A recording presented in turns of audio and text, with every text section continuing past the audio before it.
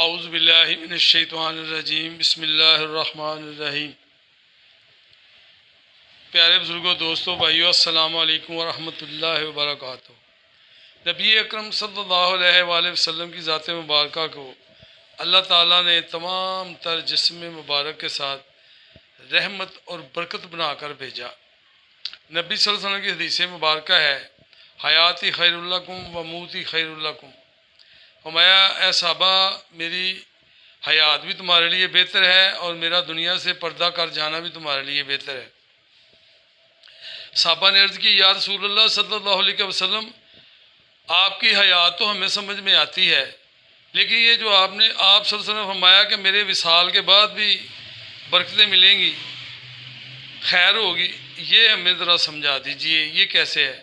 تو میرے آقا صلی اللہ علیہ وآلہ وسلم ارشاد فرماتے ہیں کہ اے صحابہ، جب میں دنیا سے وصال کر جاؤں گا، پیر کے دن یا جمعرات کو، ہر پیر اور جمعرات کو فرشتہ میری تمام امت کے اعمال جو ہے نا وہ میرے پاس لے کر آئے گا، اور وہ ان اعمالوں کو دیکھ کر، نیک لوگوں کے اعمالوں کو دیکھ کر میں اللہ تعالیٰ کا شکر ادا کروں گا کہ میری امت کے نیک لوگ نیک کام کر رہے ہیں۔ فرمایا، جب میں اپنی گناہ گار امت کے گناہ دیکھوں گا تو پھر میں اللہ تعالیٰ کی بارگاہ میں ان کے لیے استغفر اللہ کروں گا، اور یہ جو بات ہے کہ میں اپنی قبر مبارک کے اندر ان کے لیے استغفر اللہ کروں گا، تو یہ بات یہ ہے کہ میرا دنیا سے جانے کے بعد بھی تمہارے لیے فائدہ مند ہے، خیر ہے۔ حیاتی خیر لکم و موتی خیر لکم، وصال بھی خیر ہے اور اس میں بھی، حیات میں بھی خیر ہے۔ کیونکہ صحابہ کرام جب آپ صلی اللہ علیہ وسلم کے سامنے ہوتے تھے، دعائیں کرتے تھے، آپ صلی اللہ علیہ وآلہ وسلم کی ذات مبارکہ سے بڑی برکتیں حاصل کرتے تھے۔ حضرت ابو قتادہ رضی اللہ تعالیٰ عنہ کی آنکھ نکل گئی تھی، اور جنگ کے اندر آنکھ نکل گئی، وہ آنکھ لے کر آئے، عرض کی، یا رسول اللہ صلی اللہ علیہ وسلم، یہ میری آنکھ نکل گئی۔ تو میرے آقا صلی اللہ علیہ وسلم اس آنکھ کو پکڑ کر اپنا لعاب دہن لگاتے ہیں، اور اس لعاب دہن کو لگا کر آنکھ کو لگاتے ہیں تو آنکھ ٹھیک ہو جاتی ہے۔ اور حضرت ابو قتادہ رضی اللہ تعالیٰ بتاتے ہیں کہ یہ آنکھ دوسری آنکھ سے زیادہ بہتر کام کرنے لگی۔ اب دیکھیں، اللہ کی لگائی ہوئی آنکھ، اور وہ جب باہر آئی ہے اور اس پہ نبی صلی اللہ علیہ وسلم کی وہ لعاب دہن لگا ہے، اور وہ اللہ کی لگائی ہوئی آنکھ سے بھی زیادہ تیز کر دی گئی ہے۔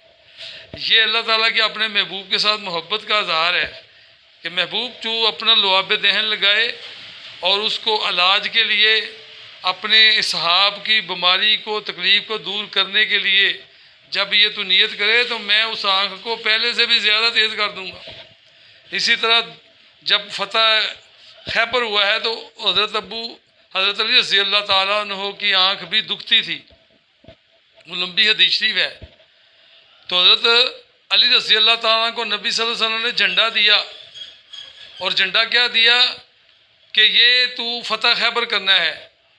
اور حضرت علی رضی اللہ تعالیٰ سے جب جھنڈا دیا گیا تو اس سے پہلے حضرت علی رضی اللہ تعالیٰ کی، یا رسول اللہ، میری آنکھیں دکھتی ہیں۔ تو آپ صلی اللہ علیہ وسلم نے اپنا لعاب دہن آنکھوں پہ لگایا تو حضرت علی رضی اللہ تعالیٰ کی آنکھیں ٹھیک ہو گئی۔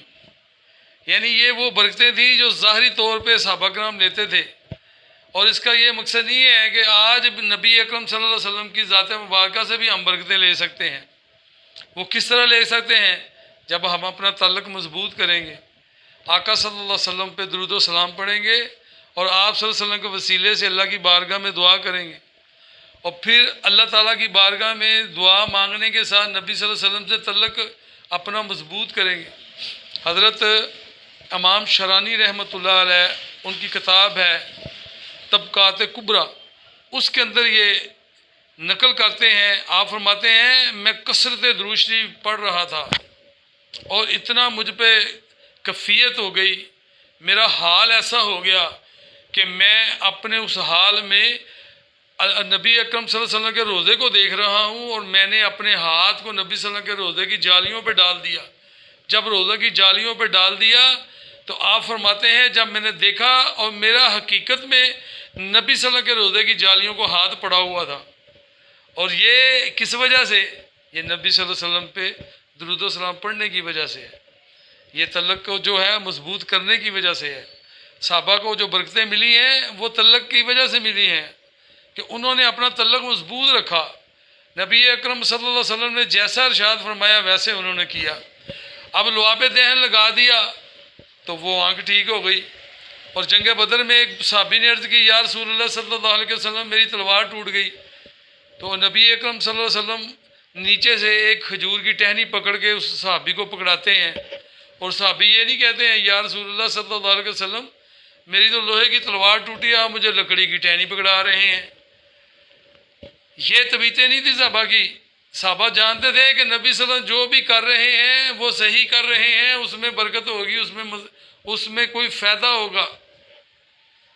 تو ہمارا جو معاملہ ہے یہ ہم آج حدیثوں سے باتیں نکالتے ہیں، پھر یہ کیسے ہے، آج کل ماحول یہ ہے، یہ مشکل ہے، یہ مشکل ہے۔ نہیں، صحابہ بات مانتے تھے۔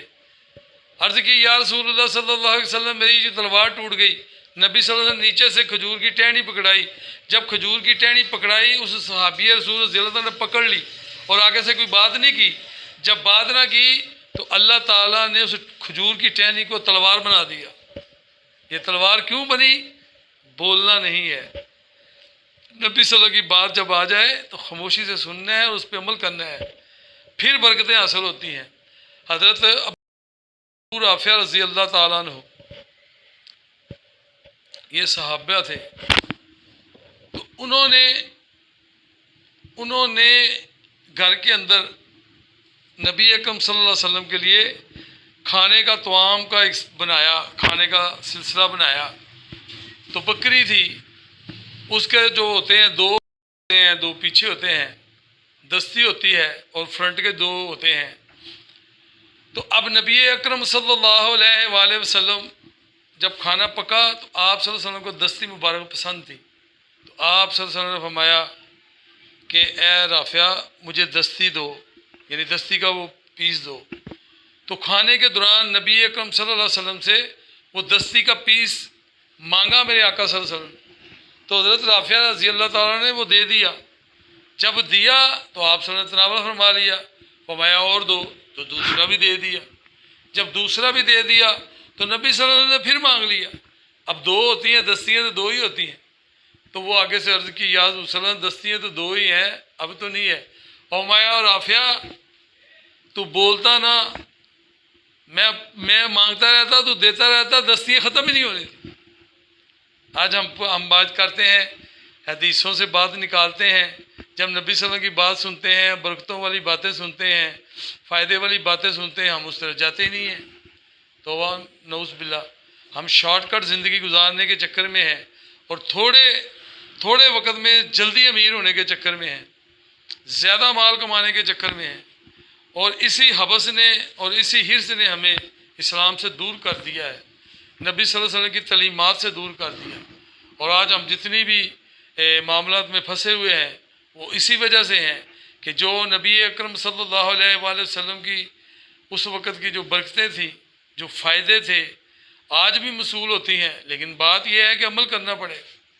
تو اس وجہ سے پیارے بزرگوں، دوستوں، بھائیے، ہمیں چاہیے نبی اکرم صلی اللہ علیہ وآلہ وسلم کی یہ جو باتیں ہیں، ان سے جو سبق ملتا ہے ان کو سمجھیں، اور ان حدیثوں پہ جو ہم سنتے ہیں آج کل دنیا میں، ان پر عمل کر کے اپنی زندگی گزارنے کی ہمیں اللہ تعالیٰ توفیق عطا فرمائے۔ اور جب ہم اس طرح کریں گے تو پھر انشاءاللہ اللہ تعالیٰ ہمیں بھی نبی اکرم صلی اللہ علیہ وسلم کی بہت ساری باتوں سے فائدہ عطا فرمائے گا۔ وما علینا الا البلاغ المبین۔